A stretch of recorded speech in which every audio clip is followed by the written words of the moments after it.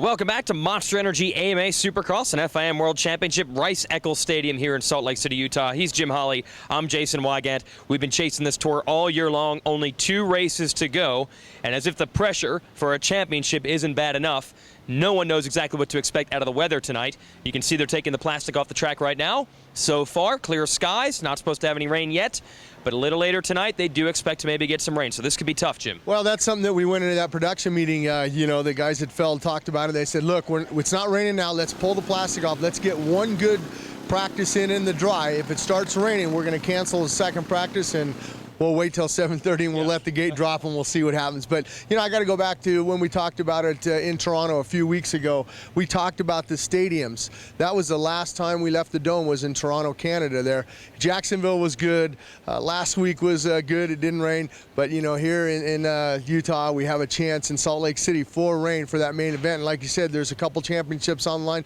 Number 1 for Ryan Dungey in that lights on the West Coast. He's got a 9-point lead over Jake Weimer. Jake Weimer having the problems with a bad start last week. Anything can happen in a mud race, and look at that Supercross class. Anything can happen. Ryan Villapoto comes away with his first win after a little bit of a hiatus for an illness. Chad Reed goes down in the first turn. He has a little bad luck. It's interesting, something that I thought, both Chad Reed and James Stewart have had bad luck in the starts. They both went down the starts. James Stewart went down in Daytona, finished 7th. Chad Reed goes down in Seattle. He finishes 7th. So they've both had some bad starts, but mud is a great equalizer. We could see somebody else come away with their first win of their career, and I'm talking about the guy like Andrew Short could possibly win here tonight. Yeah, you just don't know what's going to happen, so that's really going to mix things up. These teams are going to be very nervous to make sure these bikes get to the finish line.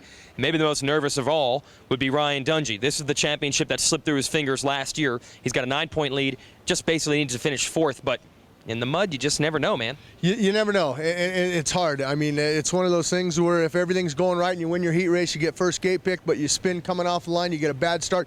You got to deal with all 19 other guys throwing mud. You got to try to make passes, and on the other flip side of it, if Weimer gets the whole shot, you're Dungey, you're seeing Weimer out front. Man, I got to get up to 4th. You start to pressure, and you start to make mistakes, and hopefully those mistakes aren't too costly for Ryan Dungey. But I'm hoping that it's not going to be rain, because I hate to see championships come down to the rain.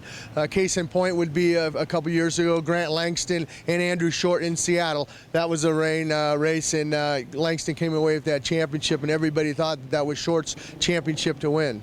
Now we'll paint the picture for you. James Stewart and Chad Reed have now done a flip-flop. Now it's Reed that must win a race here to at least try to tie this thing up if they went 1-2 tonight, which is certainly no guarantee after what happened in Seattle and after what might happen with the rain tonight. But if they go 1-2 and Reed wins this, he ties it up. So the pressure is really on Reed to get this win tonight and make up some points on Stewart, or Stewart can just go to Vegas and do what he needs to do and finish on the podium and land the championship. Yeah, the other thing that a lot of people were talking about is the elevation that we have up here in Salt Lake City. You're a little bit above sea level. Sometimes it's hard to jet in a motorcycle, but if it's a mud race, I don't think that's going to be a big factor. I was thinking more if it's going to be the dry, but like you said, the pressure's on. It's like a football game, who's got the pressure, where's the momentum? The momentum switched over to the Stewart camp now. Reed had the momentum. Now he's down 3 points like you alluded to, and it's a must-win situation for him, because if he doesn't win and Stewart wins, now Stewart's got a 6-point lead going into Las Vegas, and hey, Reed can win, Stewart can finish 2nd and 3rd, wrap up that championship, but anything can happen. That's why you got to stay tuned to us all afternoon here from Utah, and of course through next weekend in Vegas. It's going to be an awesome stretch run for this championship. We'll be covering it right here on supercrossonline.com, so don't go anywhere.